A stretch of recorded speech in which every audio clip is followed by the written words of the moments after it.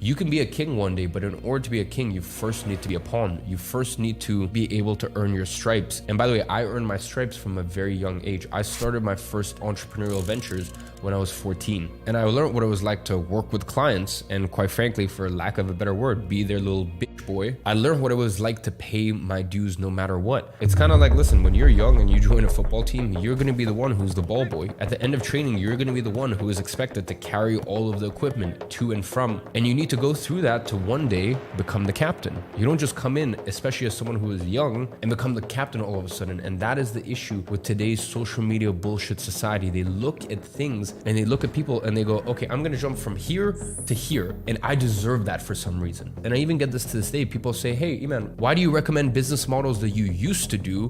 Why don't you recommend what you're doing right now? Do you realize how stupid that sounds? Do you realize why I may suggest business models I did when I first started my entrepreneurial ventures, or within 3 years into my entrepreneurial ventures, not now that I am coming up to my 10th year as an entrepreneur? Do you not realize why I would suggest businesses that I started as a pawn, as someone with no resources, no connection, no money, nothing? Do you realize why I suggest those businesses rather than the businesses I have now with millions of followers, subscribers, tens of millions of dollars? Like, I'm sure you can kind of see why I think this is better than this. But this is what I'm saying. The younger generation, they look at things and they're like, no, I want to jump straight to the finish line. You have to earn your fucking stripes. So just remember, to be a king, you must first learn to be a pawn.